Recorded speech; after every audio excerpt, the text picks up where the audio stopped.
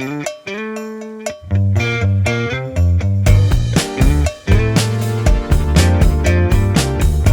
to Unboxing Fulfillment, the modern B2C fulfillment podcast. I'm your host, Chad Warzecha. Our guest today is Jeff Hamilton, a partner at LIDD Supply Chain Consulting. Jeff collects and analyzes client data to create distribution models, which inform the infrastructure and operational design of new distribution facilities. Jeff is part of the LIDD consultants that works across the US, Canada, Mexico, as well as an office in South Korea. Jeff, it's a privilege to have you on the podcast this afternoon, and welcome, sir. Yeah, thanks, Chad. I'm really excited to talk ops today. Yeah, me too. This has been exciting to kind of prepare for. I think a great place for the listeners would be just kind of, to get a little sense of your background. I know you're a mechanical engineer by training, but how did you end up where you are today? Yeah, it's a fun story. So I'll start from the beginning. About 10 years ago, I met one of the founders of LIDD at a previous job. So I was a private pool manager, and he was just a member of the private pool. We started just, chatting. Turned out we had gone to the same university, McGill University in Montreal. Just kind of talked about what I was looking to do in my career, what he was doing. He had started this firm. It seemed really interesting to me. He was a mining engineer. I was a mechanical engineer, but he was working in industrial engineering, supply chain operations. And after a few conversations, he agreed to give me an internship. So that was in 2014. So I started learning the business and learning how distribution worked and how supply chains worked while I was still in school. And when it came time to graduate a year later, I was pretty dead set on staying at LIDD.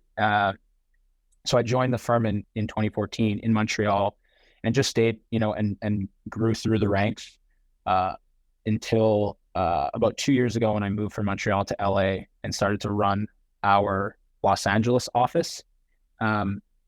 And then I was named a partner in January this year. So really come all the way from the ground up, doing an intern role. And that's just evolved over time, from we were 10 people when I started and now we're about 150. So it's been a really fun journey and kind of a fun story, I think.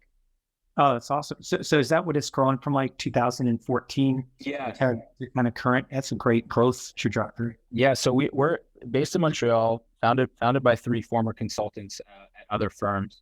And today, two of the founders still run the business from Montreal. So we've grown in Montreal a lot. We also have offices in Toronto, and then I run our LA office, which is kind of our hub in the US. We have an Atlanta office as well, and then remote resources, as everyone else does, across the country. And then we also have a South Korean office and opened an office in Mexico City just last year. Well, yeah, that's fantastic. So maybe I just want to kind of pick your brain on it in a few areas. So I would imagine when an online business engages you for support and you go through the RFP process, can you just kind of talk to me a little bit about, or so our listeners can get a sense how important it is to really get the data about their operations understood as you go through that RFP process? I know, speaking from my own personal experience, that seems to always be a roadblock is when you want to really help a brand, but you just don't have the data. Can you kind of just walk me through what the RFP process should really consist of versus what it really consists of? Yeah, we put a pretty big focus on data capture. So when we're doing a typical project, and I'll just say a typical project, let's just say, is designing a new warehouse for an e-commerce brand. The pillars of that project are going to be data, an on-site visit to assess what's happening today, and then a measurement of the physical infrastructure of the building. So we can take care of 2 and 3 pretty easily, but obviously 1 being the data is the most important and also the most collaborative. So we have a questionnaire that we share with all customers. And of course, it's really important that we get that right. So we invest a lot of time and resources on walking through every data field and why it's important. and then adapting that to each business, especially in our, industry, or I'll say the size of company that we work with, which is probably like 20 million in revenue to 500 million in revenue. Everyone's running a different system, right? A lot of people are still kind of mom and pop, don't have an ERP. And then there's a lot that are transitioning to an ERP. But over the course of a business's kind of lifetime, the master data, the way they treat it is going to end up being different. So you really have to dig in, open the raw data files, look at the column headers, ask the questions. And when you do that, it's really rare that you have an issue later on, right? Because you've kind of identified the big source of error that you could. And if you don't do that, that's where you run into problems where you maybe misinterpreted something because you didn't ask the question right away. So we really try to get a good handle on that raw data. And then from that point, things typically run smoothly. The expression that our founders like to say is garbage in, garbage out, which I'm sure everyone has heard. So if you're bringing in data that is inaccurate, of course, you're not going to be able to produce good results. Do you find, Jeff, that most customers or brands that you're engaging with, do you find that they have like half the data? Are they unfamiliar with the data? Do they really require you helping them make sense of it? I'm just curious what types of. Yeah, there's a huge range. I think most of the time the data's there and you just have to probe enough to get what you need. I think especially in the world of e-commerce, there's typically people are growing at faster rates or have aspirations to grow at faster rates. So when you get from that raw data to like a design model for this new warehouse, and somebody's layered on 50% year over year revenue growth, and then they see what the footprint of that building is going to be, they may freak out, or they may, it's going to be a harder sell. So that's again a situation where you have to, go back and forth. And maybe this isn't somebody who has a data science, data modeling background. So you have to explain to them why things are the way they are. I think a challenge too, especially again with a brand, it may be an e-commerce brand that is expanding into retail, or vice versa, which we see a lot of, retail expanding into e-com. There's no historical data to base the design on. So that's the challenge too, because sure, I know that you're going to sell these 200 SKUs, but this item, I can assume that the retail item is going to sell as an e-com item, but I don't really know for sure. So I think a general theme amongst customers is that they want to build for flexibility, and we try to do that. But that presents challenges itself, because typically a flexible design is maybe not so great at anything, but can also adapt as the business needs. So it's always a back and forth, or push and pull. Do you think that you are more reliant on historical data, or do you put more priority or emphasis on that flexibility about creating the need to be agile and flexible, and maybe the historical isn't as relevant? It used to be historical data, I think, carried the day, but I find it maybe not to be. It really depends on the customer. An example where we wouldn't really build for flexibility. So we do a ton of work in the food service industry. So serving restaurants, that's sort of our legacy big industry, grocery retail and food service. So 12, 13 years ago, that was almost every project. And now it's still probably 25% of what we do. Most of those businesses are still very traditional. They're still serving restaurants. Coming out of COVID now, business is better than ever. So when those guys are designing a new facility, I'm not going to say to them, hey, you should really build for flexibility here, because they know exactly what they're trying to do. They're trying to, distribute more to the current restaurants, and then to expand the footprint of the restaurants they're delivering to. And then on the flip side, a brand that is expanding across channels. So maybe it's a small e-com brand that's now selling in stores, or they're selling to Costco. That would be a design where I would say, hey guys, maybe let's not use 100% of this footprint to build out this, split case picking environment, or an automated solution that is really tailored to one channel when the business seems to be going in an omni-channel direction. So it's really client specific. Definitely examples in the last year where I said, yeah, this is straightforward. You should design for growth of the core business. And other examples where I said, hey, why don't we hold back on designing 100% of it? Let's do the 50%. Let's keep 50% of the space empty because it's too risky to try to, plan to try to predict the future for you guys. That's pretty insightful information, because I speak to different people, and that's about the most honest and raw answer I've heard in a long time. Because I think where brands do get it wrong is they think it's they follow the herd, right? We've got to build for flexibility when maybe they don't need to, right? The food services example that you just gave, or vice versa. They're stuck in a traditional mindset by using historical data, when in fact, the organization or the market is moving in a completely different way, but you're using bad assumptions on outdated data. And it definitely depends. And you have to have that really understood up front. So another aspect that I really have been waiting to ask you to get your thoughts, and I think our listeners are going to appreciate this question or your insight. But lots of guests, I think, come onto the podcast and they talk about strategy, and it's very strategy centric about how important strategy is toward implementing automation. But your take is a little bit different, and you emphasize really the execution aspect and how that maybe is more important than the strategy. Can you just kind of expound on that view and what do you mean by it exactly?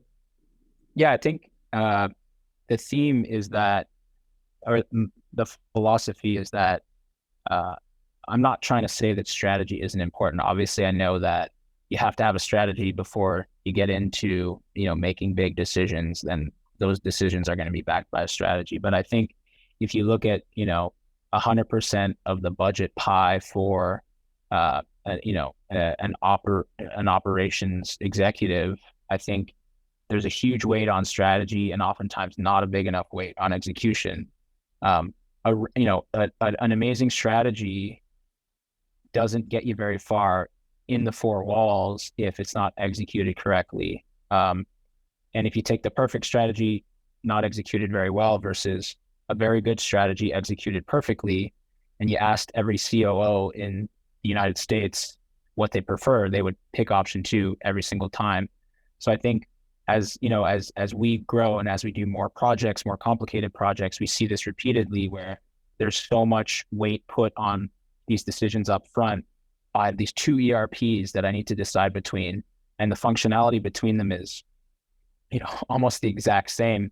And there's no emphasis put on who's going to be implementing that ERP, right?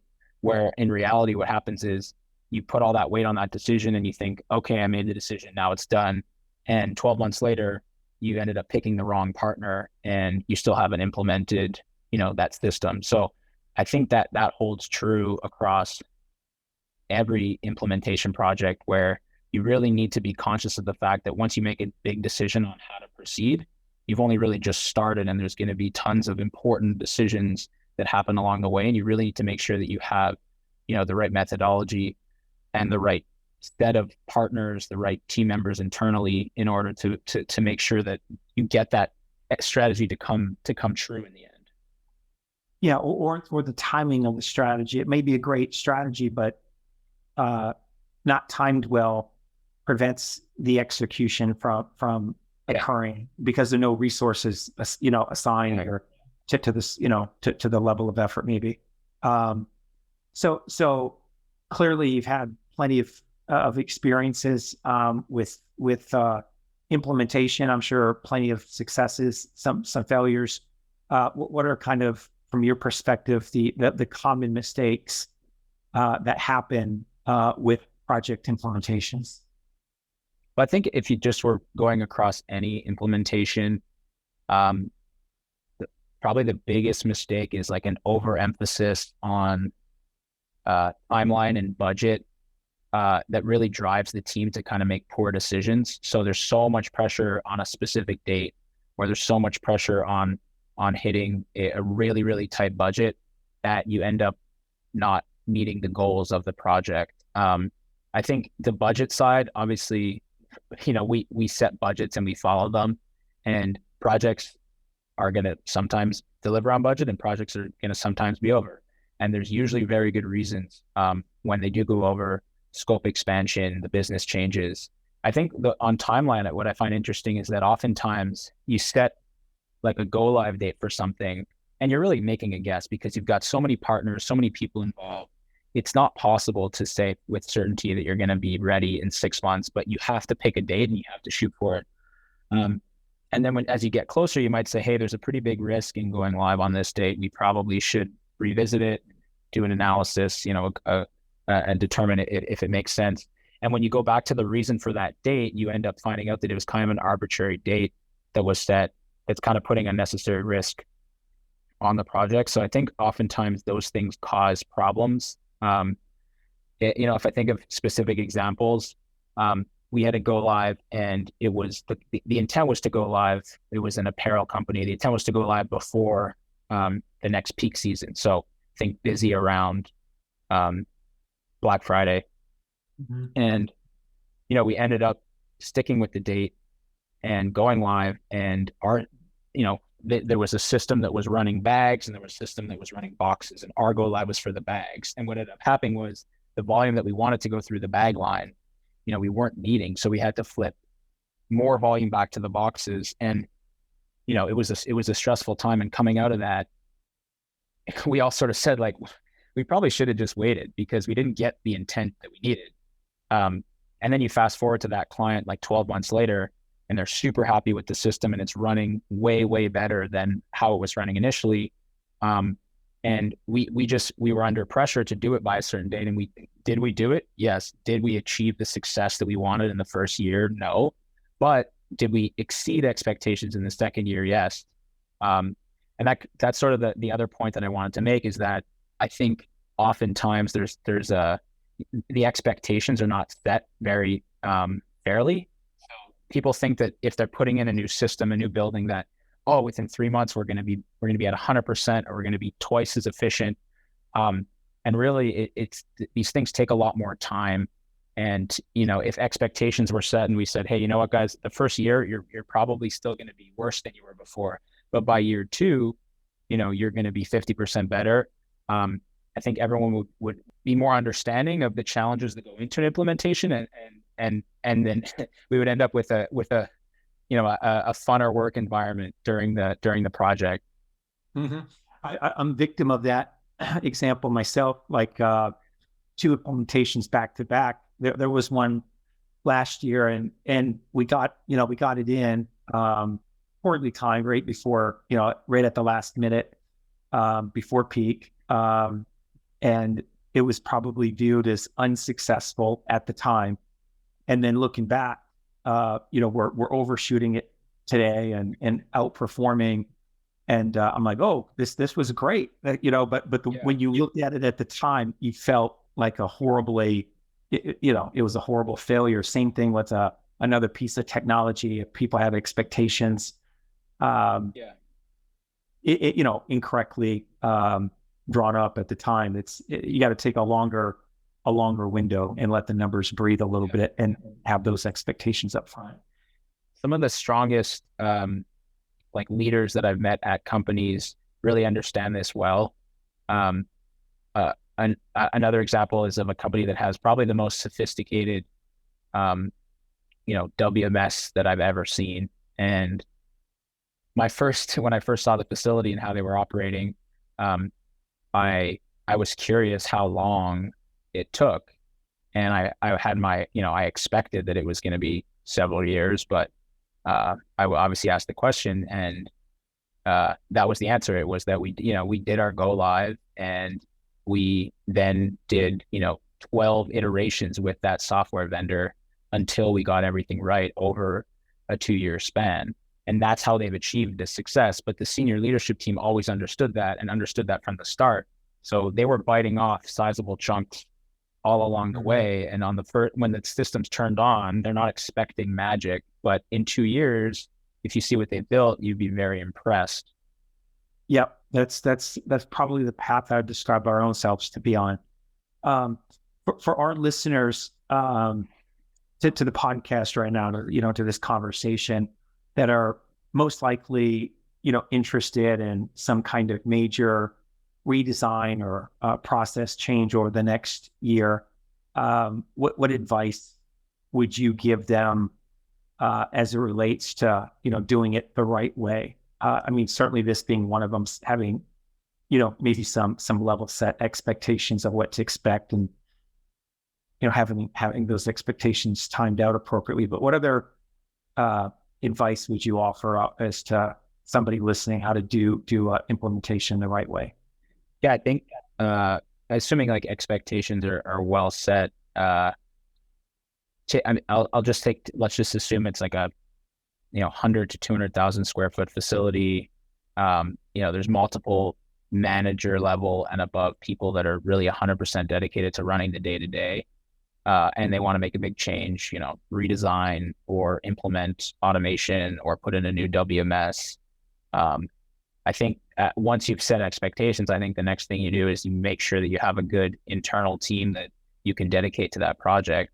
And then I think the next thing you do is you really need professional partners to do this right. So you probably need, a set of vendors. You probably need a couple of consultants, or maybe not consultants, but a labor firm where you can pull in resources as needed, because you're going to have more work than you typically would have. And again, you have these people who still have to remain in the day to day. So I think it's really about assembling a team and making sure that you have partners that are on board. You're keeping, you're creating a good positive work environment for all, so that the consultants, you still want to make everyone feel like that they're part of the team and we're all in this together. I think that's really important.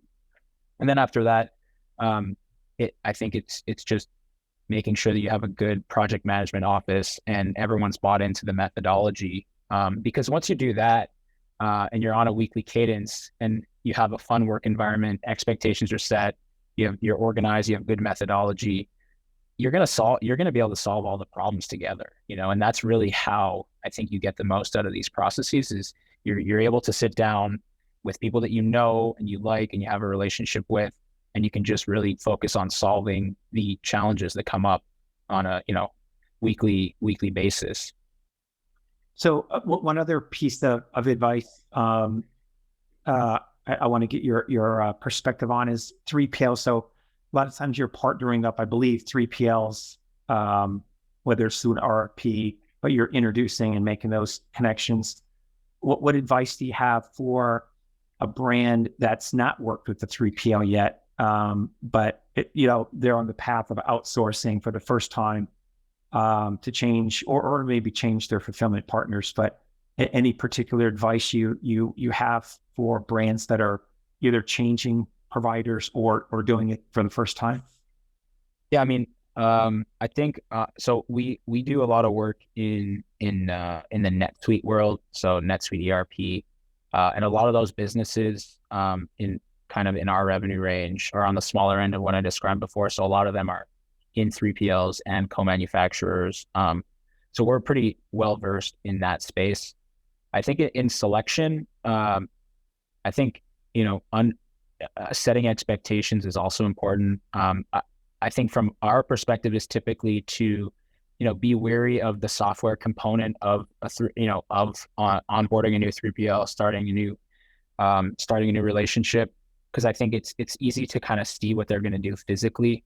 Hey, they're going to pick orders for us and they're going to pack boxes for us, and it's going to be $1 for this and $2 for that, and I can figure out what that costs. But I think overlooked often is the integration that have to be set up, and how am I sending, my order, how am I managing my order to cash and procure to pay processes with that 3PL. So we try to, understanding that most people probably have a pretty good idea physically what 3PLs are going to offer, and ultimately they're probably offering the same thing on the warehousing side, or very similar.